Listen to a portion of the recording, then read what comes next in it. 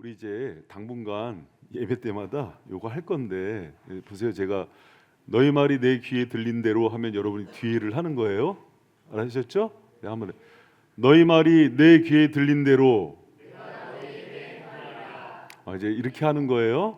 그렇게 끝나면은 아멘 같이 하겠습니다. 다시 자 너희 말이 내 귀에 들린 대로 아멘 아멘. 여러분 그런 은혜 있기를 축복합니다.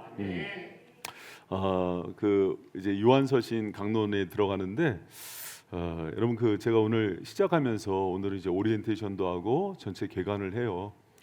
하면서 이제 한 10년 전에 우리 그 송 목사님 그 필리핀 파송할 때 그 헤세드 선교회 여자 목사님이 와서 모소 소나무 얘기했던 게 딱 기억이 나더라고요. 근데 이제 그 중국 극동 지역에만 있는 모소 소나무래요. 근데 4년 동안 3cm 자란답니다. 4년 동안 안 자라는 거예요. 근데 5년이 되던 해부터 하루에 30cm씩 자란대요.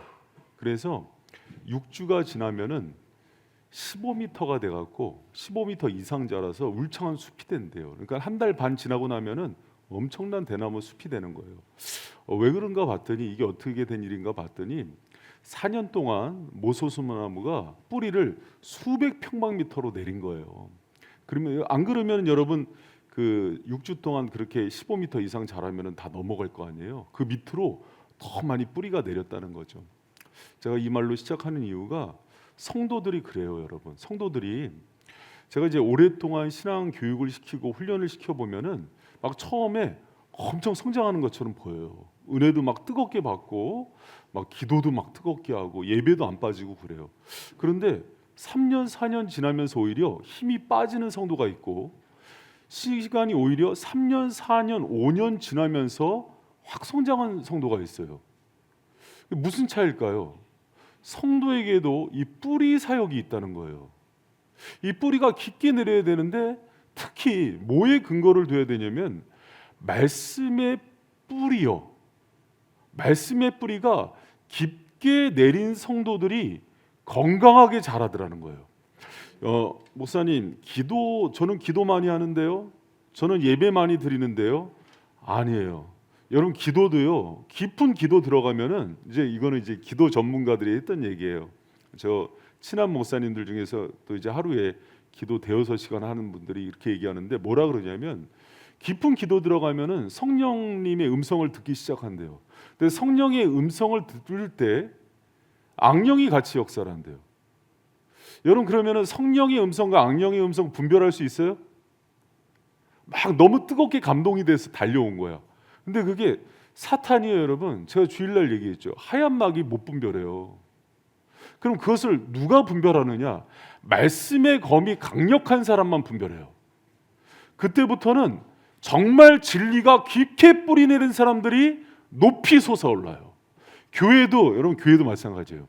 교회가 막 급성장하거든요. 근데 급성장하는데 5년 6년 지나면서도 싸움이 많이 나고 갈등이 일어나는 교회들은 대부분 말씀의 뿌리가 약해요. 여러분 저희 교회는 이 수요 강론이 그래서 무척 중요해요. 그래서 지금은 조금 많이 해이해졌는데 초창기는 수요 강론 이제 안 오면은 샘지기도 안 세우고 그랬어요. 그러니까 정말 중요한 사역이다 그래서. 여러분 초대교회 보면은 사도행전 그 6장에 초대교회 문제가 나오죠. 분배 문제로 인해서 갈등이 일어나잖아요. 초대교회 첫 번째 문제였어요. 분명히 먹는 문제 때문에 싸움이 났단 말이야. 그 4층에 이제 주일날 올라가면은 막 밥 먹고 그러잖아요. 그 밥 막 초등부 음식 나눠 먹는데 중고등부 애들이 올라가고 밥 먹다가 머리끄댕이 잡고 싸웠어. 그래서 이제 초등부 부장이랑 중등부 부장이랑 주먹 다짐을 했네. 그래서 이제 당회가 소집된 거야.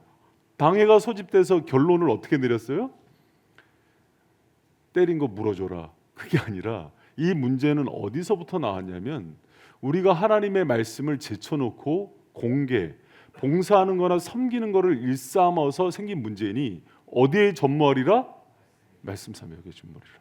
여러분 교회는 항상 이 뿌리 사역으로 돌아갈 때 여러 가지 문제들이 해결된다는 것을 기억하시기 바랍니다. 성도도 마찬가지예요. 그런데 여러분 그 한국 교회가 급성장하면서 성도들이 그러니까 한국 교회 성도들이 말씀을 그렇게 안 읽는데요.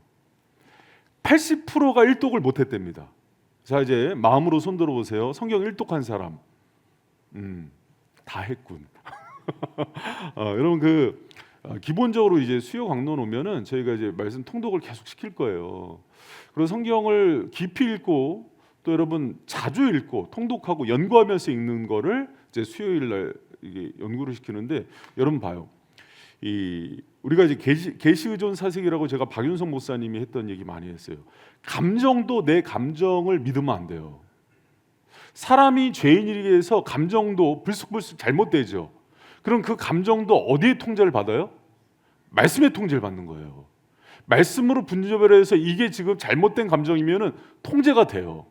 안 그러면 감정주의적 신앙, 감상주의적 신앙은 항상 신비주의로 흘러요. 그러니까 위험해지는 거예요.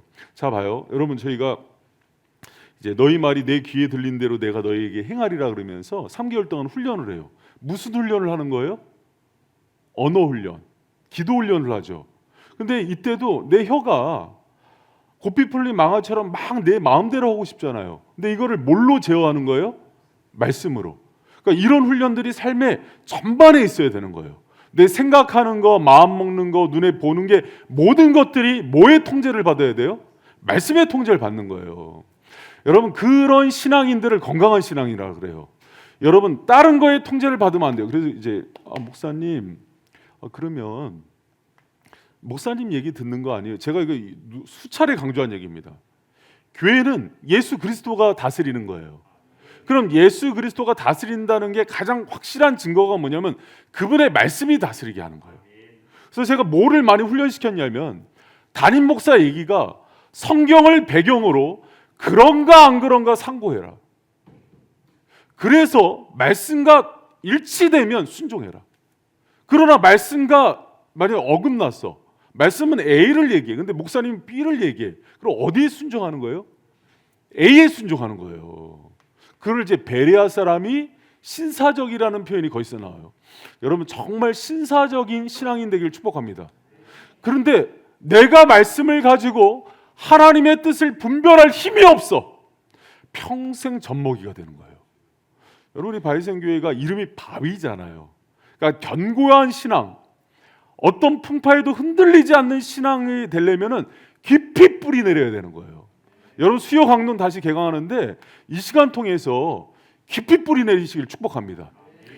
예전에 90년대에 IBF라는 선교단체가 있었어요. 그러니까 선교단체, 대학 선교단체 중에서는 굉장히 건강한 선교단체인데, 여기는 간사 사역을 시키든 선교사로 보내든 조건이 하나가 있어요. 구약 5권, 신약 5권은 무조건 깊이 연구하고 GBS를 해야 보내요. 그런데 성경 전체가 몇 권이에요? 66권 중에 구약 5권, 신약 5, 토탈 10권을 깊이 연구하고 묵상하지 않으면 안 보냈어요. 여러분, 그런 성도들 되시길 축복합니다. 그래서 여러분, 우리 바이생교 요번에 이제 우리가 요한서신 읽어내기로 이렇게 하는데, 이것만 해도 벌써 몇 권이에요? 요한복음, 요한 1, 2, 3, 4, 계시록 5권이네. 근데 요한 1, 2, 3, 4 너무 짧아. 그럼 이제 한 권으로 치는 거예요. 그래서 이제 3권을 띄게 되는 거죠. 그래서 이 정도만 해도 여러분 상당히 여러분이 깊이 어떤 걸 느껴야 되냐면, 말씀 훈련을 받으면서 내가 영적인 칼라가 달라지는 걸 경험해야 돼요. 이거 이런 맛이구나를 아셔야 됩니다. 여러분, 개는 누가 먹어요? 개 맛을 아는 사람이 먹죠. 말씀은 누가 더 연구하는지 알아요? 말씀 맛을 본 사람이에요. 그래서 영적으로 제가 뭘 많이 경험하냐면, 영적인 부분이 진짜 부익부 빈익빈이에요. 얻은 사람은 계속 더 얻어요. 근데 잃는 사람은 계속 잃어요. 여러분, 이번에 말씀 부자 되길 축복합니다. 여러분, 이 얘기 정말 인생에 수많은 고민과 어려움들이 와요. 근데 어디까지 성장을 하냐면, 이제 신앙이 어릴 때는 이렇게 찾아와서 물어요. 상담을 해요. 저희가 이제 상급반에 보면은 하나님 뜻 분별하는 원리가 나오잖아요, 제자 훈련에. 그때 보면 이제 건강한 조언자, 목사님들이 길을 찾는 데 도움이 돼요. 근데 계속 그럴 수는 없어요. 그리고 결정적인 순간에, 잘 들어봐요. 결정적인 순간에, 예를 들어서 나영 사모님, 목사님 너무 신뢰하는 거야. 맨날 물어. 근데 사람은 결정적인 순간에 틀려요. 하나님이 일부러 그렇게 할 때가 있어요. 왜? 누구를 의지하게 하려고? 그럼요. 이걸 이제 경험하게 돼요. 그래서 하나님이 당신의 종이 되게 만들어요. 여러분 그때 지금 여기 수요 강론에 온 분들은 보니까는 이제 그 단계에 오신 분들이야.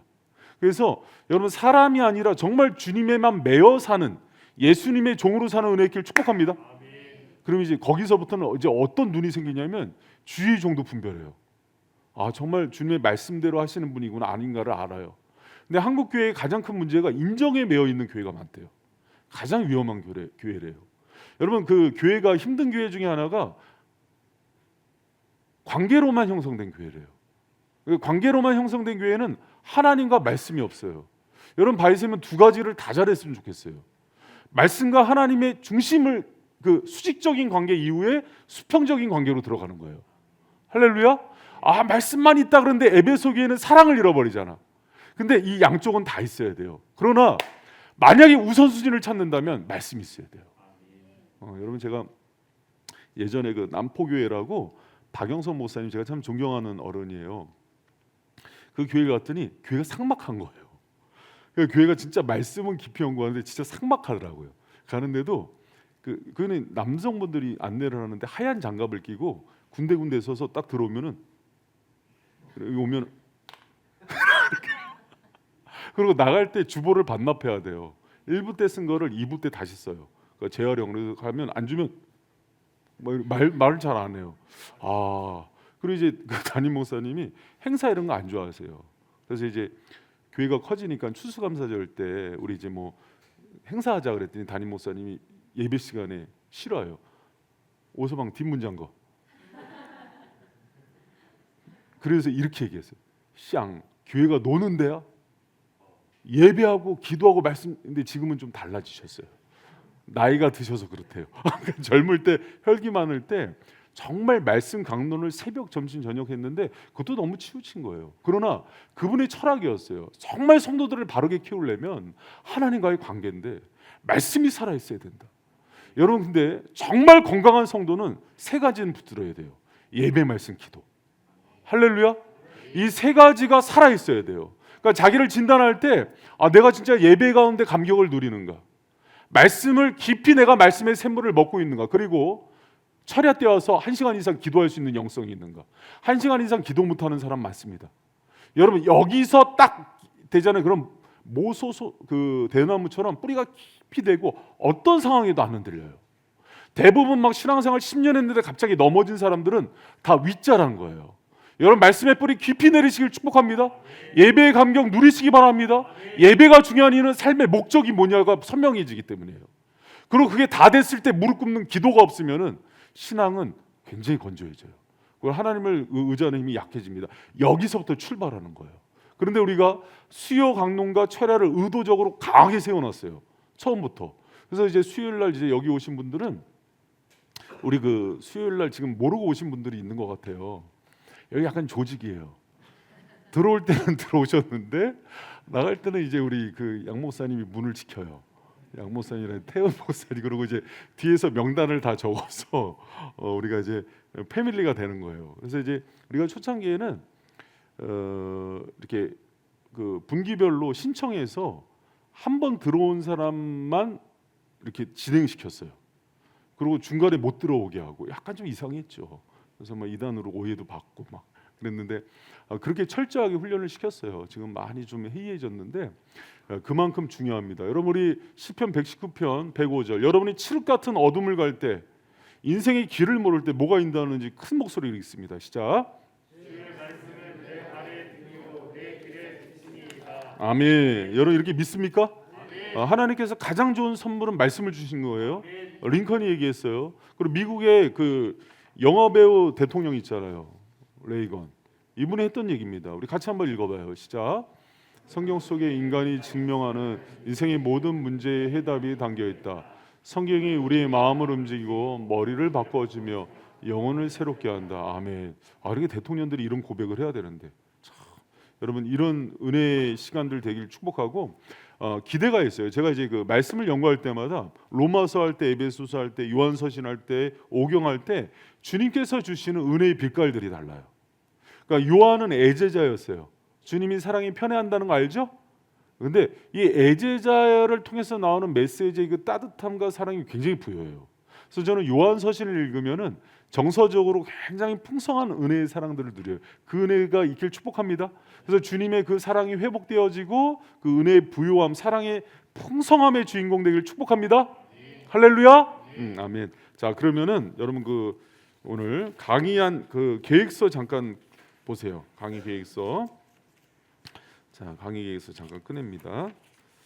우리 이거 전통이에요. 계속 이제 초창기부터 이 스케줄을 꼼꼼히 짜서 이렇게 진행을 했어요.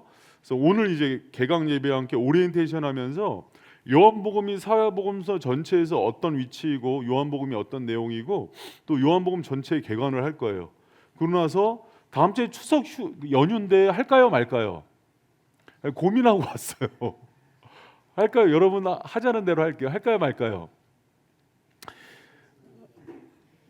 네, 그래서 지방에 가시는 분들도 있고 그래서 사실 이거 원래는 그 강의를 하기로 했었어요, 사역자들이랑. 근데 이제 이걸 하기로 하니까 태훈 목사님 양양도 못 가고 양 목사님 처갓집도 못 가고 이렇게 생겨서 아니 나만 한다니까 그랬더니 이거 사장님이 중국집 가서 먹을 짜장면 시키는 거더라고요. 그래서 이게 되게 고약한 짓이구나. 그래서 그냥 뺐어요. 뺐더니 사역자들이 휴 그러더라고요.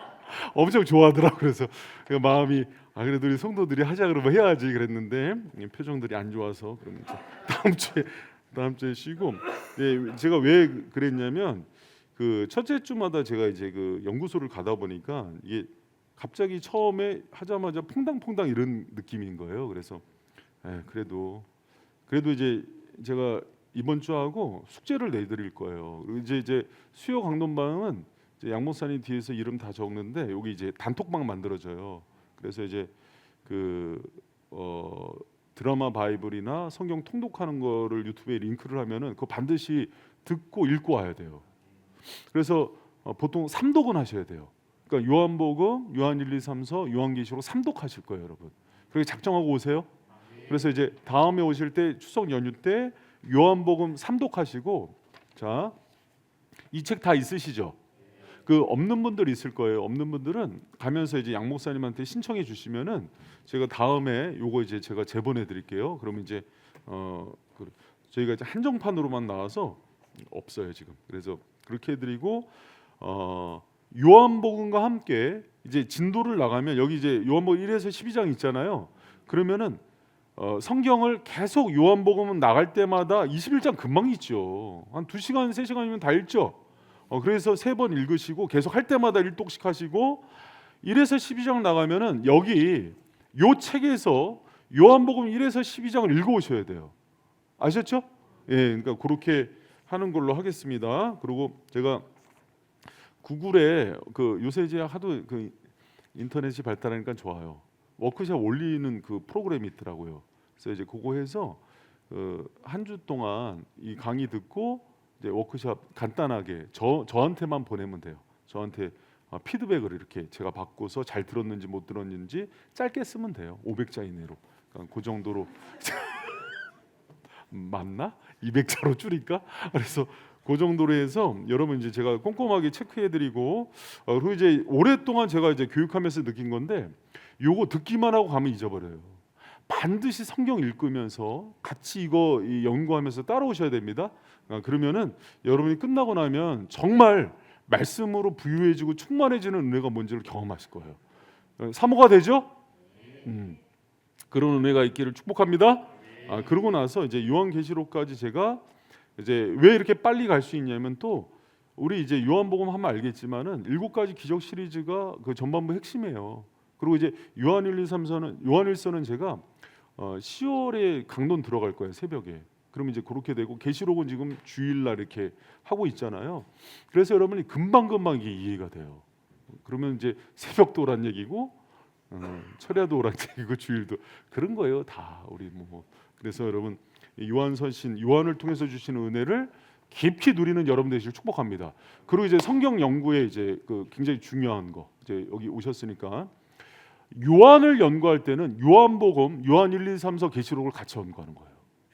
그러니까 바울을 연구할 때는 그러니까 바울 서신이 너무 많잖아요. 그럴 때는 이제 옥중 서신, 앳빌골목, 에베소서, 빌립보서, 골로새서, 빌레몬서 이렇게 연구하는 거고, 또 로마서, 갈라디아서, 고린도 전후서, 데살로니가 전후, 교리서 연구하는 거고. 그러니까 이런 식으로 묶어서 한 거예요. 그리고 목회 서신, 디모데 전후서, 디도서. 그러면서 이제 성경을 연구합니다. 그리고 구약 연구할 때도 오경, 또 역사서, 또 선지서, 소선지서, 대선지서 하면서 그렇게 큰 카테고리별로 연구하는 게 훨씬 잘 남아요. 사람 머리는 그 어떤 카테고리별로 정리할 때 장기 기억에 들어가요. 이해가 됐죠? 그러니까 이제 그런 부분에서 여러분이 보니까 느낌이 여기 좀 리더들을 훈련시키는구나. 성경 리더들 교육의 일환으로 수요 강론을 만든 거예요. 그러니까 이제 샘지기들이나 교사나 또 이제 제자 훈련을 마친 분들이 성경에 관심 있는 분들 이렇게 만들도록 하겠습니다.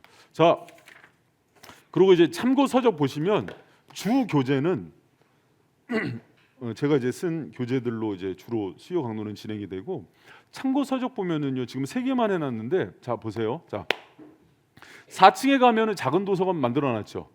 너무 좋아. 거기 보면은 제가 성경 개관 통독 시리즈에서 이렇게 몇 칸이 있어요. 그게 다 참고 서적이에요. 그러니까 제가 했던 것들이 다 이제 오픈이 돼요. 그러면 목사님 뭐 보고 했지? 하면은 요거 말고도 거기 가면 되게 많아요. 한 10종류도 넘어. 그러니까 그거 하면서 더 구체적으로 할 분들은 보는데, 보다 보면은 이게 제일 낫다 이런 생각을 할 거라고 저 혼자 확신합니다. 그렇게 하시면 좋을 것 같습니다. 자, 옆에 있는 사람하고 좀 인사해 봅시다. 끝까지 갑시다.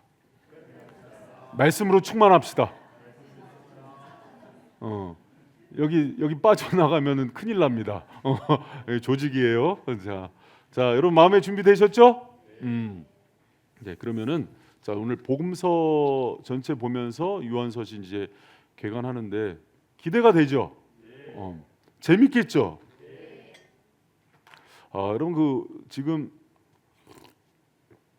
성경이 읽어지네나 조병호 박사님이 하는 성경의 통독 그 숲과 나무 하는 시리즈 뭐 여러 가지 많이 해요. 그런데 성경의 파노라마 시리즈도 하고, 그런데 이제 그런 것들이 하는 전체의 흐름도 잡지만은 사실은 이제 숲과 나무를 잘 잡아야 돼요. 그래서 제가 여기 이제 보면은 서신서에 숲에 대한 조망, 나무에 대한 조망, 그러니까 거시적 관점, 미시적 관점을 다 잡아줄 거예요.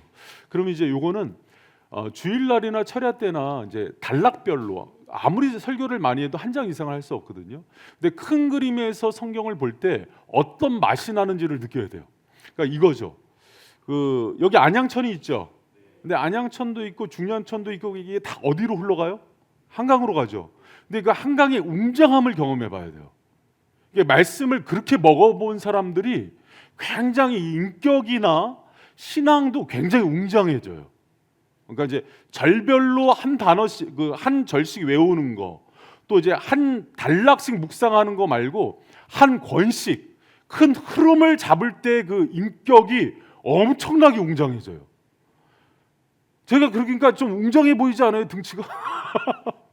그러니까 그런 은혜가 있어요. 그래서 그거를 경험해 본 사람이 알아요. 이게 뭔지를. 그래서 그 은혜는 특별히 수요 강론에만 옵니다. 할렐루야. 그래서 요한서신을 통해서 주시는 그 은혜의 주인공. 자, 개봉박두. 자, 시작하도록 하겠습니다. 자, 이제 복음서인데, 여러분 복음서는 사복음서가 있죠. 복음서가 왜 4가지가 있을까요? 사복음서 뭐예요? 마태, 마가, 누가? 요한. 그래서 공간복음은 뭐예요? 마태, 마가, 누가. 요한은 따로예요. 공간은 같은 관점이라는 거예요. 비슷하다는 거예요. 근데 요한은 왜 다른 관점일까? 이제 그거 배울 거예요. 자, 보면은 왜 4가지를 했을까? 대상이 달라요. 대상이. 그러니까 하나님이 그렇게 섬세하신 분이에요. 그러니까 사람의 글은 내용을 담는 데 한계가 있잖아요. 그러다 보니까 이 글의 포인트들이 조금 다른 거예요. 그리고 대상이 다르고 대상마다 중요해 여기는 게 다르겠죠. 자, 그러면 퀴즈. 자, 유대인에게 썼고 유대인들은 과거를 중요하게 생각하거든요. 굉장히 감성적이고 종교의 우선순위가 있고 전통적이에요. 그리고 권위는 율법에 있어요. 이들을 위해서 쓴 책이 뭘까? 그 순서대로 얘기하면 돼요. 자, 그리고 로마인을 위해서 썼어요. 그리고 현재가 중요해요. 군인들은 현재가 중요해요. 지금 생존이 중요하거든요. 의지적이고 로마는 건축이잖아요. 건축가 길을 닦잖아요. 그리고 이제 지배 구조고 황제가 중요해요. 이것을 위해서 쓴 건 뭘까요? 그래요. 순서대로 얘기합니다. 자, 그러면 헬라인들을 대상으로 썼어요. 헬라인들은 지성이 발달해요. 그리고 이제 미래지향적이고 교육과 교양, 문화가 중요합니다. 뭘 썼을까요? 누가예요? 누가복음 누가 썼죠? 누가예요? 이렇게. 자, 그럼 요한복음이에요. 요한복음은 영혼의 관점이에요. 성령님이 그 영향이 있고 우선순위는 말씀이고 하나님 나라, 그리스도인들, 그때 당시에 이미 예수님을 믿는 사람들을 위해서 쓴 게, 그러니까 전도용 교재가 아니에요. 이미 믿고 있는 사람들을 위해서 더 영적으로 깊이 있게 쓴 게 요한복음이에요. 그러니까 요한복음은 포인트가 달라요. 나머지는 좀 전도용이에요. 근데 요한복음은 이미 믿고 있는 그리스도인들에게 다시 생명의 충만함을 주려고 쓴 책이에요. 그러니까 이제 포인트가 다른데 이거를 동물로 많이 비유를 했어요. 그러니까 마태복음은 여러분 봐요. 메시아 왕을 강조하겠죠. 그리고 유대인들, 그러면 왕 하면은 어떤 동물이 생각나요? 사자. 마가복음은요, 종의 도예요. 황제, 그 백부장 중심의 로마 문화에서 중요한 거는 충성이에요. 그럼 이제 종 하면은 생각나는 짐승이 소예요. 그리고 누가복음은요, 인자, 사람이 되게 중요해요. 누가가 의사면서 역사가잖아요. 그래서 굉장히 그 인문학에도 발달하고 그래서 사람. 요한복음은요, 여러분, 독수리예요. 그러니까 이 상징하는 이 동물들도 이렇게 다릅니다. 요거는 한 가지 이렇게 요한복음을 이해할 때 도움이 돼서 제가 쓴 거고, 한번 이렇게 생각했으면 좋겠어요. 그러면 쓰는 패턴도 조금씩 다르겠죠. 여러분, 그 유대인들 뭐가 중요해요? 족보 중요하죠. 그러니까 1장부터 족보가 나오는 거예요. 이해가 되죠. 그러니까 유대인들은 족보가 중요하면서 율법이 중요하죠. 유대인들이 가장 중요하게 여기는 책이 모세오경이에요. 그러다 보니까 누가복음 구조 자체가 오경적 구조예요. 전부 설교가 중심입니다. 그래서 누가복음은 5편의 중요한 강화 설교라고 얘기를 해요. 그래서 산상순 마태복음. 산상순 마태복음처럼 잘 된 거 없어요. 산상순 풀면은 보통 마태복음이에요. 그러니까 5장에서 7장, 그리고 제자도 설교 10장에 나오죠. 하나님 나라 13장, 뭐 씨 뿌리는 비유, 뭐 미래라의 비유 막 이런 거 나오잖아요. 그리고 교회론 18장, 종말론 24, 25장. 그래서 정확하게 설교가 오경적 구조로 돼 있어요. 마태복음에 너무 중요한 패턴이에요. 그럼 마가복음은 뭐가 중요할까? 종이잖아요. 그러면 종의 도면은 여러분 봐요. 처음부터 예수 그리스도가 어떻게 충성된 하나님의 일꾼으로 사역했는지가 뭐 족보 안 나와요. 막 기적, 치병, 축사가 막 나와요. 그러면 막 주님이 역사하는 걸 보면서 베드로가 이렇게 고백해요. 갑자기 이는 살아계신 하나님의 아들이다. 주는 그리스도시요 살아계신 하나님의 아들이다. 이게 선포되자마자 하나님의 종으로서 뭘 하느냐? 마가복음에서는 쉬지 않고 십자가에 달려 죽는다는 게 장별로 나와요. 그래서 우리를 위해서 십자가에 달려 죽으시는 그리스도. 그래서 백부장의 고백이 딱 쳐지는 거예요. 그러면서 참된 종으로서의 예수 그리스도. 그럼 누가복음은요, 여러분? 누가복음은 중요한 게 누가가 뭐라 그랬어요? 역사가면서 의사라 그랬죠. 그러면은 가장 시간 순서대로 제일 잘한 사람이 누굴까? 누가예요. 그래서 보통 성경에서 시간 순서대로 지리적으로 가장 배열을 잘한 사람이 누가인데, 누가복음을 푸는 핵심 키워드 사도행전 1장 8절. 왜 그럴까? 자, 봐요. 누가복음을 푸는 핵심 키워드가 어디라고요? 사도행전 1장 8절. 같이 외워봅니다. 시작. 오직 성령이 너에게 임하시면 너희가 권능을 받고 예루살렘과 온 유대와 사마리아 땅끝까지 이르러 내 증인 되리라. 여러분, 왜 그런 거 아니? 누가복음과 사도행전은 이거 기억하세요. 누가복음과 사도행전은 한 권이에요. 전편 후편이에요. 그래서 데오빌로 각하여 하면서 사도행전에 내가 전편에 쓴 글에서는 이렇게 하면서 사도행전이 나와요. 그럼 사도행전 누가는 처음부터 쓸 때 누가복음과 사도행전을 함께 썼어요. 예수님의 사역, 그리고 성령 강림 이후에 그 예수님의 영을 받은 제자들이 어떻게 사역할지가 두 개가 한 묶음인 거예요. 그래서 여러분, 누가복음을 연구하려면 그래서 반드시 사도행전을 같이 봐야 됩니다. 이해가 되셨어요? 근데 이 흐름이 오직 성령이 너에게 임하시면 너희가 권능을 받고 예루살렘과 온 유대와 사마리아 땅끝까지 이르러 내 증인이라 하시니라. 그렇죠. 그래서 사도행전이 정확하게 예루살렘, 온 유대, 사마리아 땅끝 전도가 순서대로 나와요. 예루살렘에서 성령 감림 받고 빌립이 사마리아 전도하죠. 8장에서. 그러고 나서 바울이 1, 2, 3차 하면서 유대, 사마리아 땅끝에 로마까지 이르러서 복음을 증거하는 게 나오죠. 누가 보면 거꾸로 해요. 이방 갈릴리에서 사마리아, 유대, 예루살렘에 들어와요. 얘가 V자예요. 누가 보면 거꾸로 이방 갈릴리에서 사마리아, 유대, 예루살렘에서 예수님이 죽으세요. 예수님이 죽으신 그곳에서 성령을 받고 나서 거꾸로 예루살렘과 온 유대와 사마리아 땅끝으로 제자들이 나가는 거예요. 이해가 됐어요? 요 구조를 아셔야 누가복음과 사도행전을 쉽게 이해해요. 지리적으로 그래서 갈릴리에서부터 사마리아, 유대, 예루살렘으로 들어오는 거예요. 사도행전은 거꾸로 예루살렘에서 사마리아로 나가는, 땅끝으로 나가는 거예요. 이해가 됐죠? 머리로 쏙쏙 들어오죠. 근데 한 번에 너무 많은 게 들어가고 있죠. 그러니까 부담 갖지 말고 요거는 한번 이렇게 스키밍으로 쑥 들어놓으세요. 중요한 거는 여기 이제 요한복음을 하려고 했던 거예요. 요한복음은 이제 봐요. 요런 차이가 있죠. 근데 요한복음은 누구에게 썼다 그랬어요? 이미 믿고 있는 그리스도인. 그래서 요한복음은 처음부터 다른 책들은 이런 순서예요. 예수님이 했던 일들을 하나하나 귀납적으로 설명하면서 마지막에 십자가 달려 죽으실 때 이가 바로 그리스도구나, 하나님의 아들이라는 고백들이 백부장, 아리마대 요셉, 제자들 도마로부터 터져 나와요. 근데 요한복음은 이미 믿는 사람들, 그리스도인들에게 썼기 때문에 태초에 말씀이 계시니라, 이 말씀이 하나님과 함께 계시는 이는 곧 하나님이시다. 이게 누구라고 얘기해요? 그리스도라고 얘기해요. 그래서 예수가 그리스도라고 선포하면서 그분이 이루신 표적부터 들어가는 거예요. 이해가 됐어요? 그러니까 믿는 우리가 보면 속이 시원한 거야. 자, 여러분 보세요. 어떤 논리에 있어서 설명을 할 때 이제 합리주의 시대는 기납적으로 하나하나 설명할 때 머리에 들어와요. 근데 요한복음은 기납적이 아니에요. 연역적이에요. 결론을 내려놓고 그냥 타협할 마음이 없어요. 이분이 예수인데 안 믿으면 죽음, 믿으면 생명. 이러고 시원하죠. 그러니까 그리스도인들이 들으니까 시원한 거야. 근데 뭐 헬라인, 로마인, 유대인들이 설득이 돼야 되잖아요. 그러니까 그들의 설득 방식으로 족보를 갖다 댄다든지 구약에 있는 말씀으로 오경적 구도로 풀어간다든지 유대인을 설득하기 위해서. 그리고 헬라인들 이성적이니까 논리적으로 마가가 쭉 배열을 하는 거예요.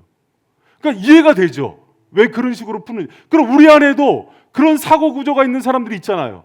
어떤 사람은 이성 중심, 감성 중심, 의지 중심. 이게 사복음서에 다 있는 거예요. 그래서 사복음서를 읽으면은 지정의가 종합적으로 예수님을 영접하게 돼 있어. 그런데 요한이 가장 깊이 있게 주님을 만나게 해요. 왜? 가장 영적인 책이에요.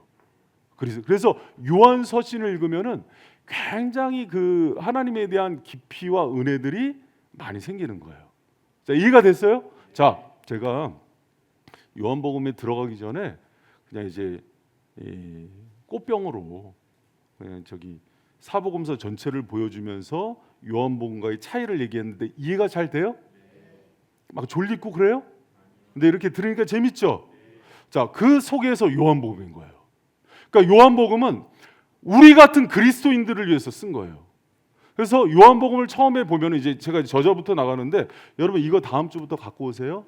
갖고 오면은 여기 이제 제가 그 앞부분에 이렇게 뭐 저자, 수신자 이렇게 쭉 해놨거든요.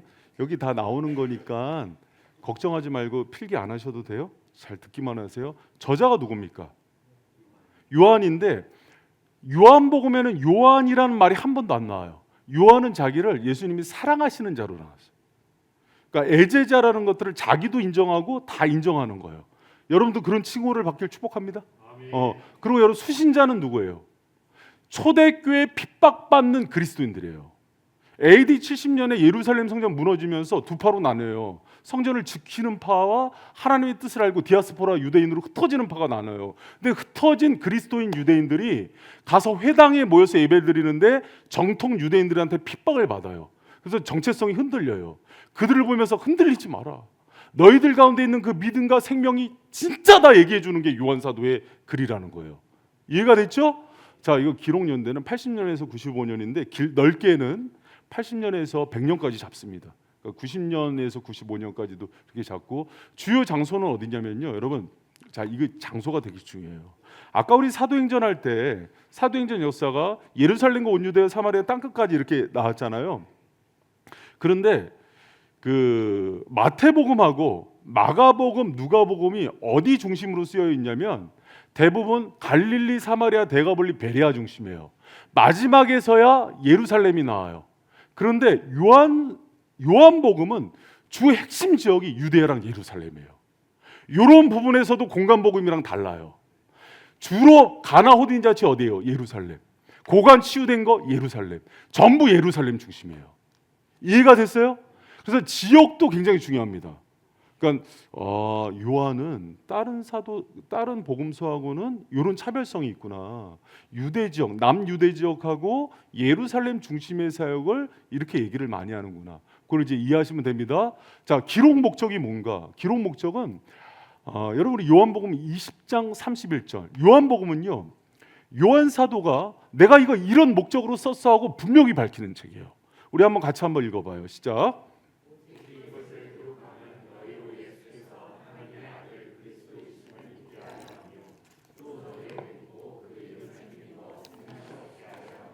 자, 왜 썼대요? 두 가지 목적이죠. 예수님을 믿고 그걸 통해서 생명을 얻게 하려 함이라. 그러니까 이제 제가 얘기할 텐데, 바울은 구원이라는 얘기를 많이 쓰거든요. 요한은 생명이라는 얘기를 굉장히 많이 했어요. 구원과 생명이, 그래서 바울 서신과 요한 서신이 나눠지는 그런 어떤 핵심입니다. 요한 서신의 어떤 구조적인 특징을 보면은요, 여러분 제 교재에 나온 거예요. 그대로 한 거니까. 자, 7 곱하기 3 구조를 보면 돼요. 저 요한계시록 할 때 제가 여러 번 얘기했어요. 요한은 7을 의도적으로 쓴다. 그렇죠? 기억나죠? 그래서 표적도 몇 번 나와요? 7개. 소아시아 교회 몇 개? 7교회. 그리고 심판도 인나팔 대접이 7심판. 완전한 심판으로 나오죠. 근데 사실은 표적만 7개가 나오는 게 아니에요. 에고의 의미. 나는 스스로 있는 자다. I'm who I am 나오죠. 이 고백이 헬라어의 에고의 의미예요. 나는 나다. 근데 자기 선언, 예수 그리스도의 자기 선언이 7번 선포돼요. 그래서 여기 보면 여러분, 나는 생명의 떡이다, 세상의 빛이다, 양의 문이다, 선한 목자다, 나는 부활이고 생명이다, 포도나무다, 나는 길이요 진리요 생명이다. 이게 하나님의 자기 계시 방법이에요. 특히 에고의 의미, I'm who I am이 똑같이 선포되는데 이게 7번 나와요. 또 표적이 몇 번? 7번 나와요. 표적이. 그리고 근데 여러분, 그 요한복음 21장 35절 성경 있는 분 한번 찾아서 읽어보실래요? 요한복음 21장 35절 맨 마지막 절. 21장 25절. 21장 25절. 자, 한 목소리로 요한복음 21장 25절 같이 읽어봅니다. 시작.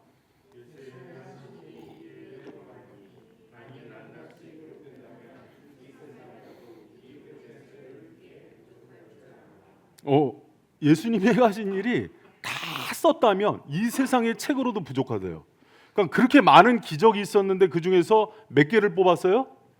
7개요. 그래서 제가 그 요한은 상징수라 그랬잖아요. 굉장히 중요한 7개의 상징을 뽑아서 그 표적이 이분이 정말 하나님이라는 것을 증명하는 그 표적 7개인 거예요. 그래서 이 7개의 표적 철야 때 들어보니까 그분이 정말 예수님이 그리스도가 하나님의 아들이시고 그분이 나의 구원자시구나 막 믿음이 오죠. 안 왔으면은 설교자가 잘못한 거예요. 주님의 말씀은 영원한 거고. 자, 그런데 이 표적 세메이온이란 뜻은 뭐냐면요, 여러분 그 헬라어로 세메이온인데 푸르고 높고 신비한 그 하늘을 보는 창문이란 뜻이에요. 그러니까 하나님과 예수가 그리스도임을 바라보는데 이 표적을 통해서 바라보는 거예요. 그러면 표적 자체가 주님이 이런 기적을 주셨다가 목적이 아니라는 거예요. 그럼 뭐가 목적이에요? 창이라니까요. 이 창을 통해서 예수님을 만나게 하는 거예요. 그분이 하나님이셨구나. 그분이 우리 생명이시구나. 그래서 여러분 그 표적이 우리한테 그런 창문 역할을 한다는 의미로 세미예언이에요. 그러니까 기적이라고 안 하고 표적이라고 하는 이유가 그런 의미예요. 여러분 그래서 그 요한복음의 7가지 표적은 그 예수를 정확히 보기 위해서 의도적으로 들어온 거다 이렇게 생각하시면 됩니다. 그리고 7개의 강화가 나와요.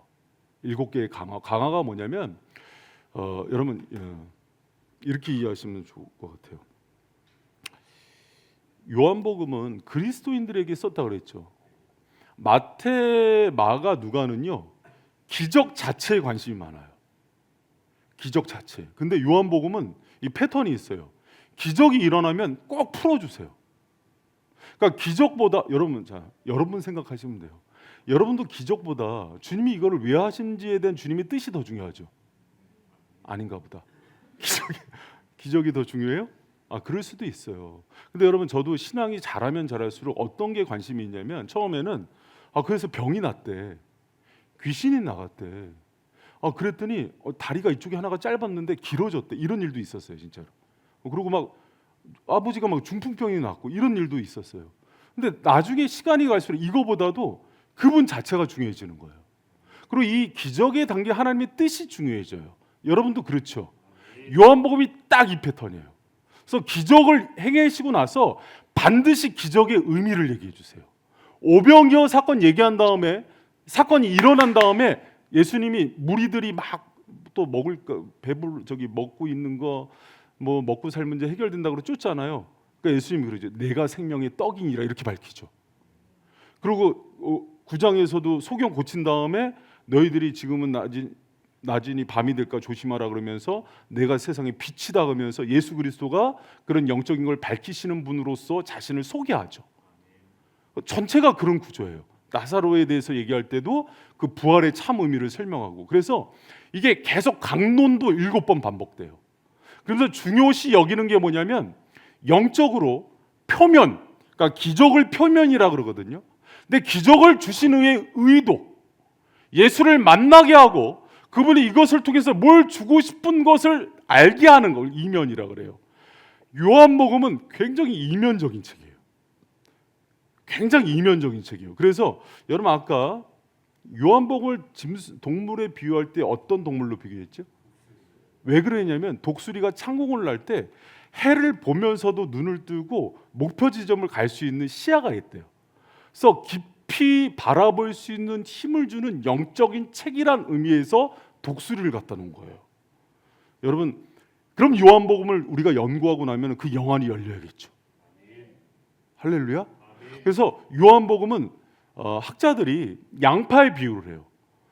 표면을 까고 났더니 안으로 들어갈수록 깊은 것들이 많은 거예요. 그러니까 그래서 저도 이제 그 요한복음을 대할 때 처음에는 되게 쉬운 것처럼 대해져요. 그러나 들어갈수록 영적인 깊이가 굉장히 깊어요. 특히 이제 시간 순서에 있어서도 여러분 봐요. 요거는 이제 잘 들어보세요. 이거 가지고 이제 장난치는 사람이 있어서 제가 미리 얘기할게요. 누가복음은 시간 순서대로 한다 그랬죠. 지리 순서대로 한다 그랬죠. 요한복음은 그걸 지키질 않아요.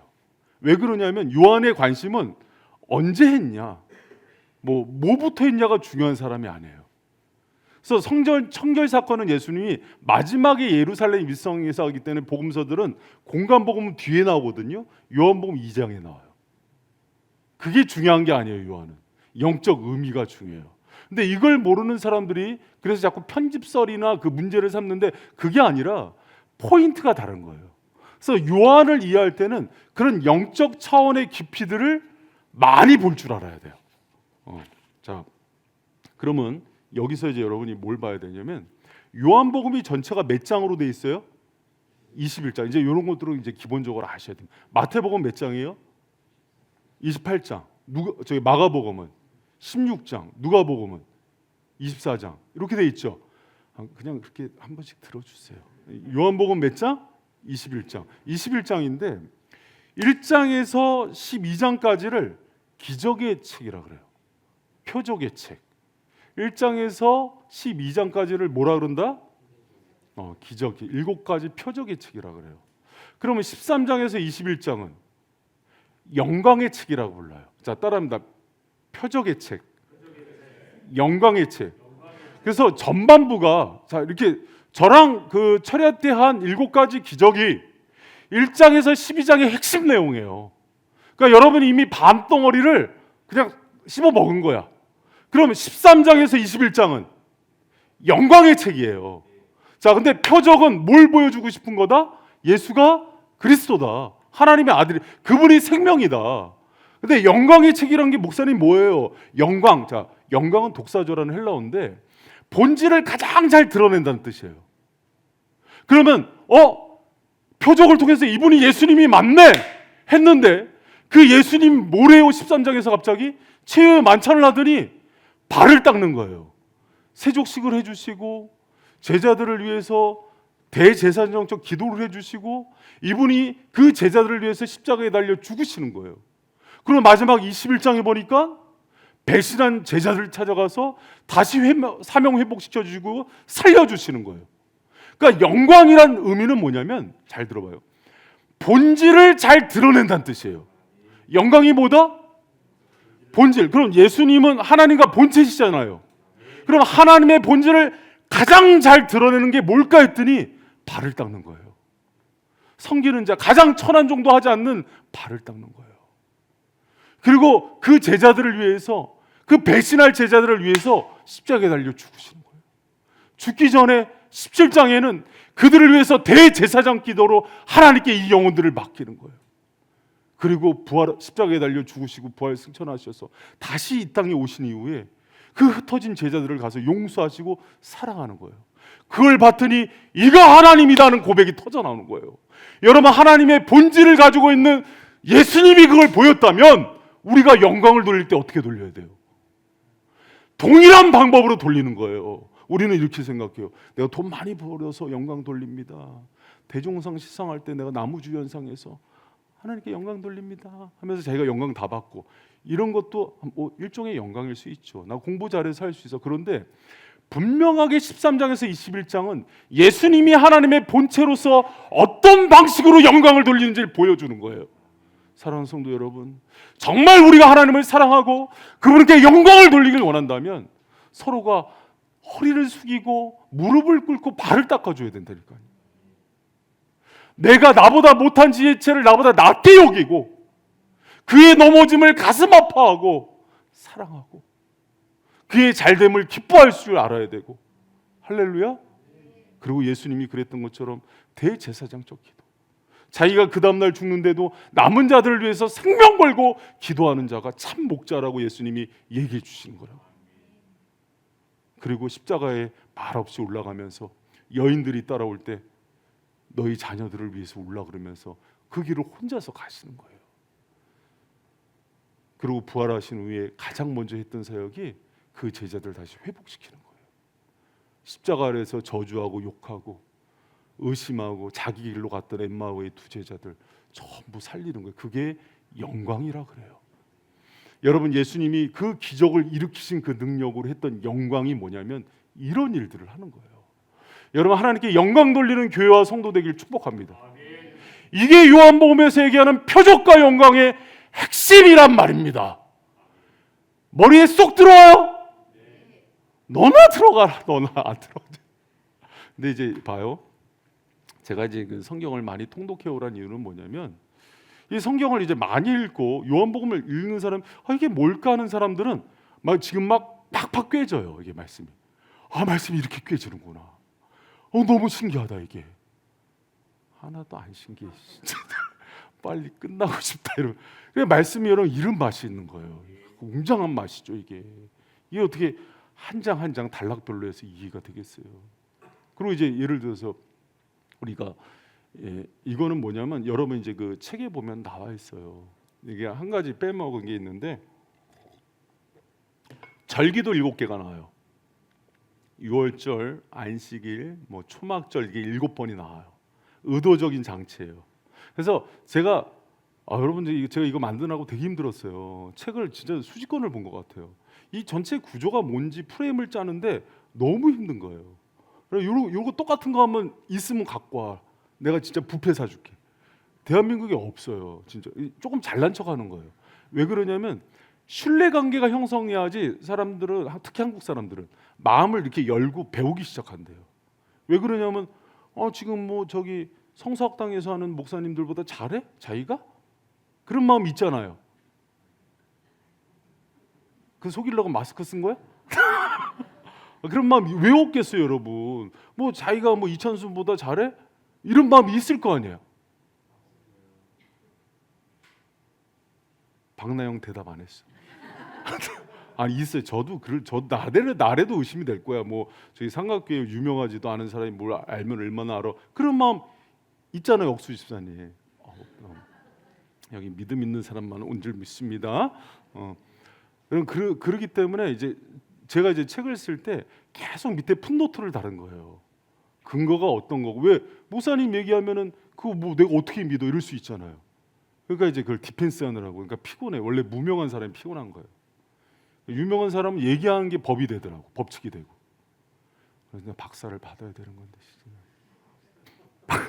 박사라고는 송 목사님이랑 나랑 만물 박사 이런 것뿐이었고 척척 박사 이런 것뿐이었고. 되게 중요한 자료예요, 여러분.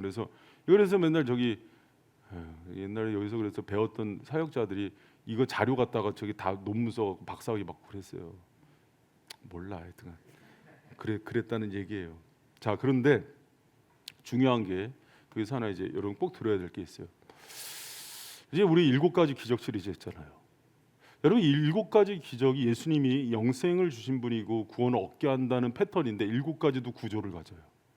전반부의 3가지 기적은 구원의 방법을 정확히 설명하는 거예요. 4번째 기적은 전환점이에요. 기적을 어떻게 받게 됐는지. 그리고 뒤에 3가지는 구원의 결과예요. 그러니까 앞에는 구원의 방법, 전환점, 구원의 결과예요. 예를 들어서 여러분, 가나 혼인잔치의 핵심이 뭔지 알아요? 왜 물이 포도주로 돼요? 예수님이 말씀하시니. 그러니까 여러분 유초동물 잘 나와야 되나? 그래서 말씀이 굉장히 강조됩니다. 그분이 말씀하지 않으면 어떤 일도 일어나지 않아요. 구원의 출발이에요. 여러분, 그러면은 고관의 아들이 치유될 때 예수님이 고관에게 원했던 건 딱 하나예요. 믿기만 해라. 그렇죠? 그리고 여러분, 베데스다 알아요? 베이트헤세드. 은혜의 강인데 셈인데 사기를 쳐. 근데 진짜 은혜의 셈이 오죠. 누구예요? 예수님. 예수님이 구하지도 않았는데 변명하는 사람에게 은혜를 보여. 구원은 은혜예요. 그래서 말씀과 믿음과 은혜를 통해서 구원을 얻어요. 그런데 이 구원을 우리가 얻을 때 오병이어 사건 생각해 봤어요? 예수님이 왜 뭐 있는 거를 구하시는 이유가 뭔지 알아요? 우리 쪽의 반응을 구해요.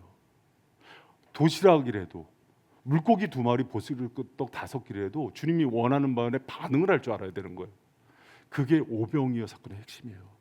그러니까 주님께 빌립처럼 계산하면서 안 돼요 이게 아니라 안드레처럼 주님이 원하신다면 기꺼이 드리는 순종과 헌신, 여기서 역사가 일어나는 거예요.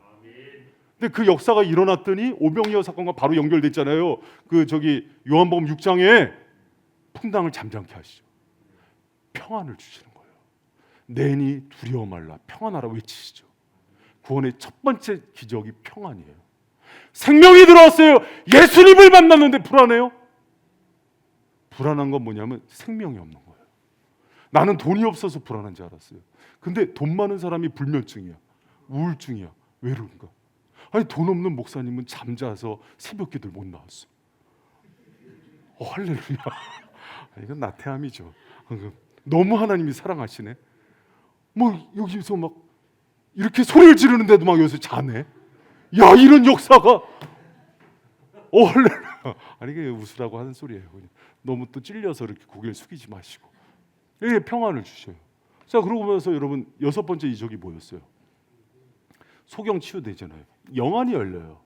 그러니까 그 소경 치유돼서 보면은 그 소경이 눈을 떴는데 주위에 있는 사람들은 예수를 못 봐요. 소경은 정확해. 누가 과연 소경인가에 대한 질문이 나와요. 영적으로 분별이 돼요. 여러분, 우리가 그 소경이었다가 예수님 만나고 나면은 그 전에는 성경을 안 봐도 까만 건 글씨, 하얀 건 종이었는데 성경이 뚱뚱 불잖아요. 침 흘려서. 그랬는데 갑자기 예수님 만나면 성경 꿀송이처럼 달지 않아요?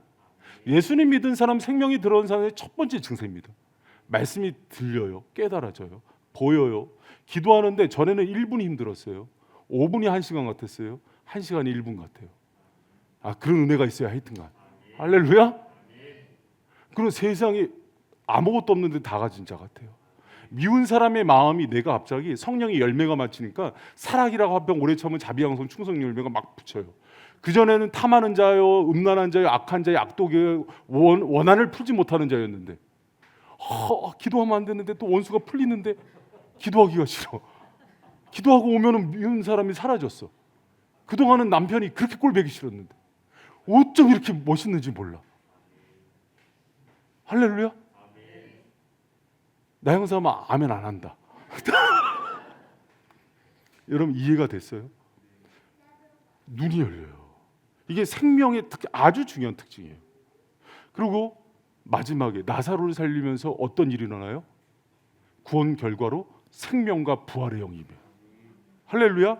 7가지 기적을 어떻게 이렇게 봐요? 이거는 처음부터 아주 의도적으로, 여러분 성경은요 읽을 때 뭘 깜짝 놀랐냐면 제가 그 표 보여줬잖아요. 너무 정교하고 디테일해요. 어떻게 문자를 갖고 이렇게 만들어? 그러니까 1.1핵이라도 하나님께서 이거를 감동하지 않으면 못 쓴 거야. 할렐루야. 그러니까 이제 이 자유주의자들, 이 꼴통들이 그런 관점이 없으니까 전부 성경을 깨부시려고 읽으니까 안 보이는 거야. 성경을 읽을수록 마태복음은 마태복음의 맛, 요한복음은 요한복음의 맛, 누가복음은 누가바 맛, 그런 게 아니라 누가복음의 맛, 이런 놀라운 은혜들이 있는 거예요. 할렐루야. 여러분 이런 은혜의 주인공들 내 지금 축원합니다. 막 더 읽고 싶죠. 돈을 받아야 되나 이거. 그래서 그런 놀라운 은혜가 있어요, 여러분. 그래서 이 기적들을 대할 때 하나하나를 대하다가 갑자기 이 생명의 역사에 대해서 이게 지금 구원이라고 얘기했자면 생명이 들어오는 루트거든요. 그래서 이 생명의 은혜를 받은 사람이 이 기적을 통해서 이가 그리스도구나, 하나님이셨구나 하면서 그 순간에 예수님을 영접하면서 내 안에 바울의 표현으로는 성령의 인치심이 있는 거예요. 성령 세례를 받는 거예요. 요한의 표현대로는 그 영생 생명이 내 안에 임해버리는 거예요. 그래서 요한이 의도한 대로 20장 31절이 이루어지는 거예요. 같이 한번 읽겠습니다. 시작.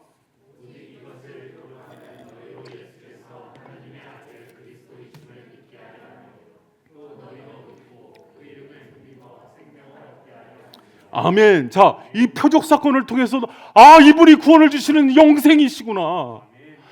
주님이 영광을 돌리는 걸 보면서도 이분이 하나님이시구나. 이 생명이 나에게 와야 되겠구나. 이런 막 가슴 떨림이 있는 거예요. 그런데 여러분 봐요. 이 요한서신을 우리가 다룰 때 중요한 거 하나를 알아야 돼요. 뭐냐면 요한복음에 있는 모든 생명은 조회라는 헬라어 하나는 알아야 돼요. 자, 따라합니다. 조회. 이 조회는 조회가 있고 헬라어로 하면은 사랑도 뭐 아가페의 사랑, 에로스의 사랑, 스톨기의 사랑, 필레오의 사랑, 사랑이 4가지잖아요. 생명도 3가지예요. 조회의 생명이 있고 포시케의 생명이 있고 또 이제 그 비오스의 생명이 있어요. 포시케는 육적인 생명이에요. 이 살덩어리. 숨쉬고 지금 막 소리 지르고 막 이렇게 난리치는 거. 비오스는 에너지예요. 막 이렇게 열정, 막 이런 에너지. 근데 이 푸시케와 비오스는 사람이 줘요. 내가 부모의 태로부터 나와서 부모로부터 물려받는 생명이에요. 조회는 예수님이 줘요. 이 조회의 생명은 그분의 은혜로 인해서 우리가 구원이 우리 안에 임했을 때 오는 생명이에요. 이 생명이 있을 때 아까 그 표적을 통해서 누려지는 평안이 임하고 영안이 열리고 생명의 역사 때문에 내가 아무것도 없으나 담대하고 용기 있고 비굴하지 않게 살 수 있는 힘이 있는 거예요. 스데반처럼 돌로 맞아 죽지만은 기쁨과 행복 가운데 하늘을 주목할 수 있는 거예요. 여러분 우리가 뭐 때문에 힘든지 알아요? 그 생명의 충만함이 없기 때문이에요. 요한복음과 요한 1, 2, 3서 요한계시록을 읽다 보면은 뭘 알게 되냐면 그 생명의 영이 내게 충만해져요. 그럼 예수님이 나는 먹을 게 따로 있다 하면서 생명의 약속인 말씀을 두고 얘기하시잖아요. 그 은혜가 나를 부욕해 하는 게 뭔지를 경험해요. 환경과 조건과 여건과 상황을 뛰어넘는 평안. 죽으면 죽으리라 안희숙 여사가 썼던, 사모님이 썼던 골방에 감방에 들어가서 맨날 매를 맞고 얼마나 주워 터지는지 한 번씩 맞으면 뼈가 그냥 휙 날아갈 정도로 맞는데 나중에 감옥에서 나왔는데 눈이 짓물렀어. 하도 은혜를 많이 주니까 눈물을 많이 흘렸어.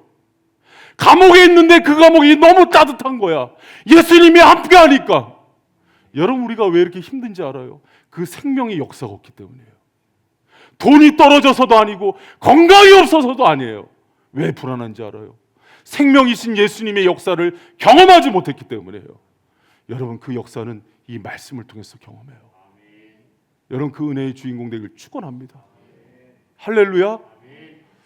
여러분, 그 요한복음 10장 10절에 보면은 이렇게 도적이 오는 것은 도적질하고 죽이고 멸망시키러 온 거지만 예수님이 온 것은 양으로 뭘 주기 위해서 와요? 생명을 얻게 하려 하는.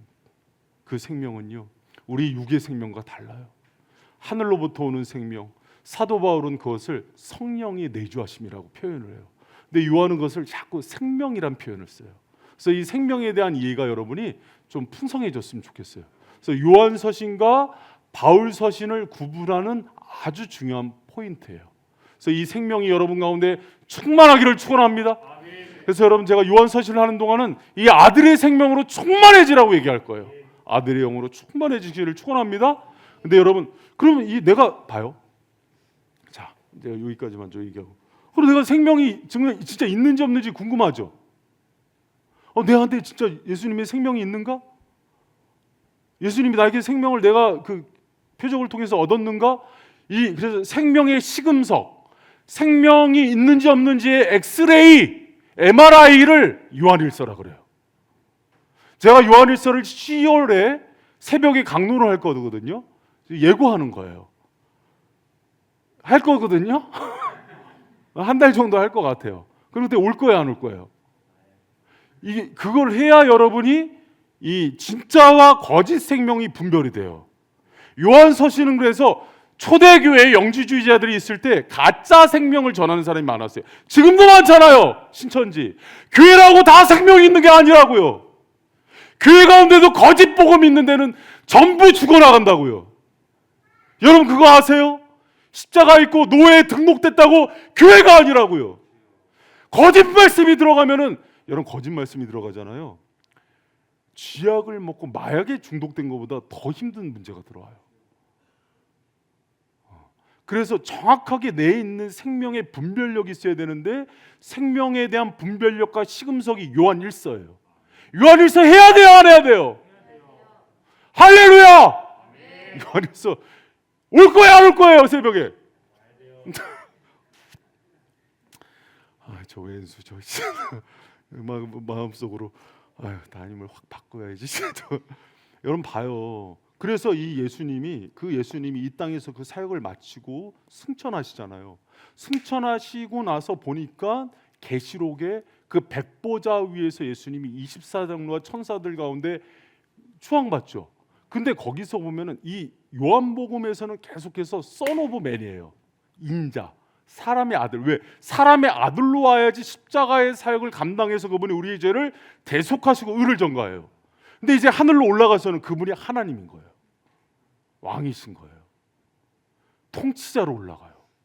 요한복음과 전혀 다른 거예요. 오른손에 철창을 들고 금촛대 사이를 달면서 모든 교회와 우주를 심판하세요.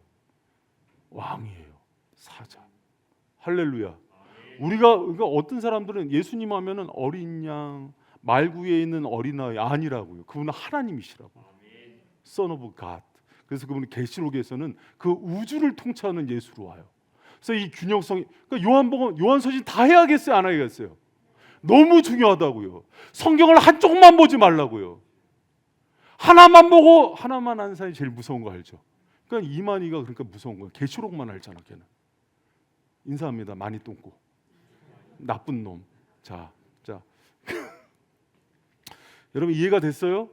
그래서 여러분 요한복음을요 알면은요 그 영성과 그 깊이와 주님을 보는 것과 내 안에서 역사하는 그 생명이 너무 부유해지고 풍성해져서 그 가슴의 웅장함과 벅참 때문에 말씀을 읽고 찬양을 하다가 뛰어나가고 싶다고요.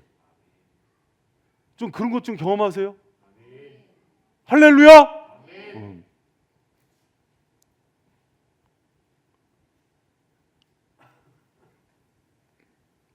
나만 난리를 칠 것 같아.